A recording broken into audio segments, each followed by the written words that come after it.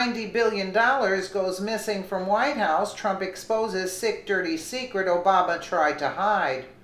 Obamacare has never been fiscally responsible or sustainable, so how has the program passed by Congress in the dead of night stayed afloat this long? It has to do with the $90 billion that went missing from the White House and the sick, dirty secret President Donald Trump has exposed that his predecessor, Barack Obama, tried to hide. The Trump administration has yet to repeal Obamacare, despite it being one of the key issues the president campaigned on.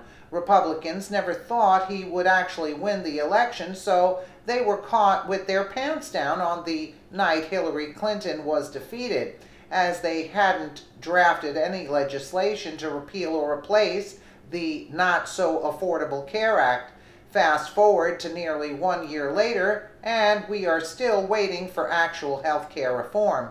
Trump has been taking steps to significantly weaken Obamacare while Congress works to get their act together, though. He's rolled back funding for a program intended to help individuals navigate the Obamacare insurance marketplace by 90% and signed an executive order to allow for groups to purchase insurance across state lines. Just last Thursday, he stopped federal funding for Obamacare subsidies, according to the Daily Caller. However, there's one thing Trump could still do that would gut Obamacare completely, rendering it entirely ineffective, and all it would take is a swipe of the president's pen.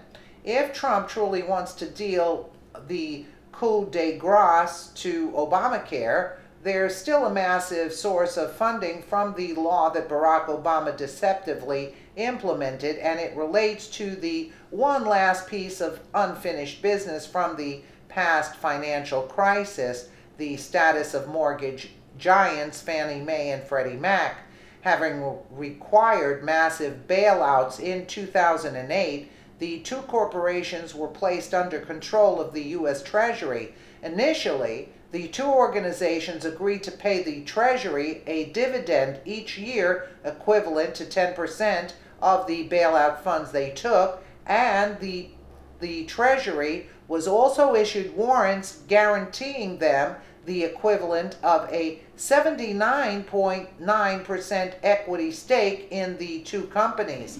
Since the two giants recovered faster than expected and became profitable, the Obama administration saw better returns in seizing the profits of Fannie and Freddie instead. Since 2012, every quarter the two giants have been sending 100% of their profits to the Treasury, rewarding the Treasury handsomely, despite the fact that taxpayers bailed out Fannie and Freddie to the tune of $187.5 billion. The federal government has been paid back $275.8 billion thus far, or nearly $90 billion in excess of that figure. Many speculated that these funds were being used to keep Obamacare afloat, and Treasury Secretary Steve Mnuchin admitted as much in a sit-down interview with Fox News. There's a conversation going on Twitter, and it has been for a long time, about how President Obama needed money for Obamacare and would take from all of the agencies, and he took from Fannie and Freddie. Is that true? It is true. They used the profits of Fannie and Freddie to pay for other parts of the government while they kept taxpayers at risk. And also, I understand that Fannie and Freddie were exempt from the Freedom of Information Act. Just last week, I understand that the bill that Kevin McCarthy was pushing through is about taking them out of being exempt from the Freedom of Information Act. So people didn't even know that money was being taken from Fannie and Freddie. Well, I'm not going to comment on the legal aspects of that, but we're committed to having housing reform, and that's one of the many things that I'll be working on. What? Wow. The current status of Fannie and Freddie poses a significant risk to taxpayers because as a result of their profits being confiscated, they can never retain any cash reserves of their own. Therefore, any quarter in which the enterprises are unprofitable, which is inevitable given that another recession will come eventually, the American taxpayer will be required to make up the difference. However, Trump could eliminate this risk for taxpayers and end Obamacare all with the swipe of a pen, simply by cutting off the stream of Fannie and Freddie's funds to the Treasury. The funds required to keep Obamacare afloat could instantly be eliminated if the 79.9% stake the feds have in the companies was sold back to the public.